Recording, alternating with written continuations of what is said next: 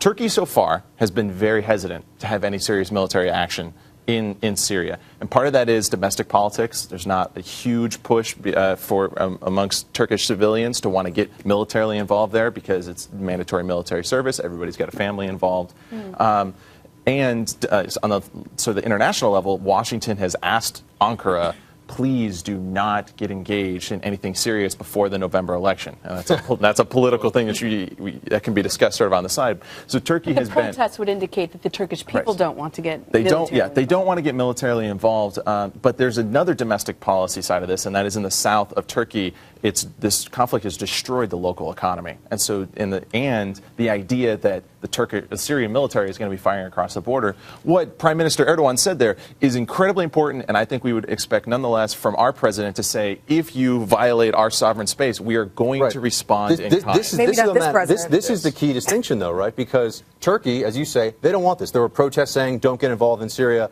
But it's on their doorstep, literally. They can't avoid this. They have their civilians being killed by this. U.S., it's a problem if you look at it in a geostrategic sense, but obviously they're not, lobbing mortars into New Jersey. So isn't there a big difference, though, between just having a geographic border of a war? I mean, a war doesn't know that has to stop at this border and not kind of spill over into Turkey versus actually shooting at Turkey because they're at war with Turkey. Just the war's kind of spilling over. So if something happened where Syria actually went after Turkey and retaliation, major retaliation, then I could see the U.S. having to step in as an ally. But now just the fact that it's spilling over, I think that could be a big step for the U.S. Let me ask you about that, because it really struck me that this has happened, actually. The Syrian shelling into Turkey has happened 7 other times.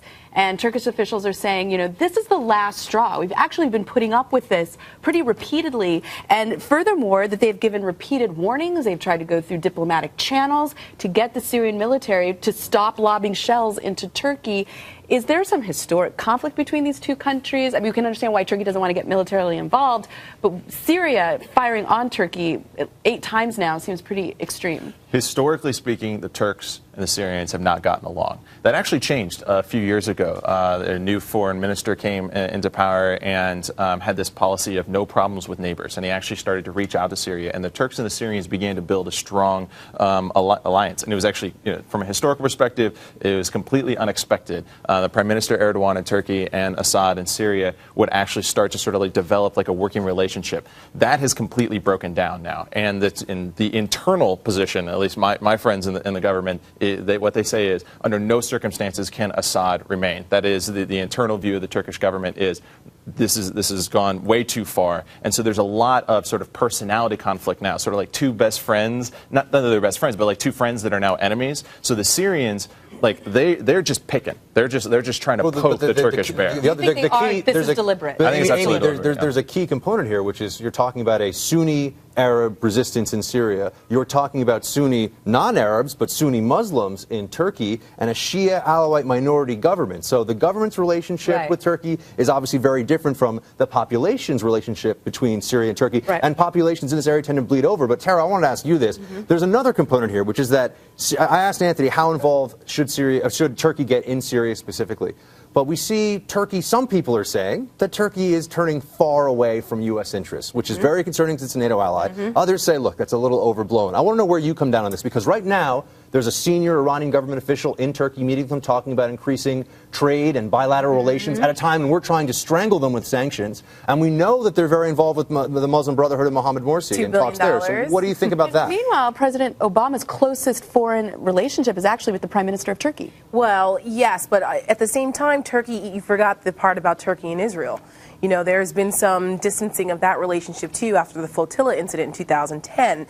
So Turkey's been kind of an interesting, and also with Turkey giving us Where are the Syrian flotillas, by the way? I know. Just out of curiosity. I know. And then also Turkey gave us a little bit of a hard time when we needed to fly over for operations in Iraq. So that's been an interesting relationship between the U.S. and Turkey, and also with Turkey becoming a little bit more comfy and cozy with Morsi. Not saying that they support the Muslim Brotherhood, but, they're taking money, exchanging things. So I think the U.S. is watching this closely, but we've got to be careful how we get involved. Anthony, where are you on this? So I think this is a really important thing to note.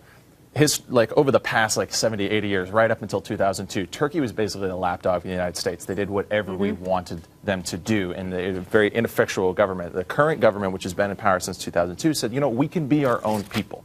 And so the fact, they're sort of like standing up for themselves with 90+% of the people in Turkey did not want us flying planes into Iraq, and they said, wouldn't let us open a northern front in Iraq. We wanted to come in from the top and the bottom. They're doing what they're being a representative government, which I think that we should respect. Washington needs to respect something like that. When it comes to something like with Egypt, though, I think we want Turkey to have a close relationship with Egypt. The United States should not be supporting the regime in Egypt whatsoever. It is a despotic group. They do not support liberty. They are human rights violators.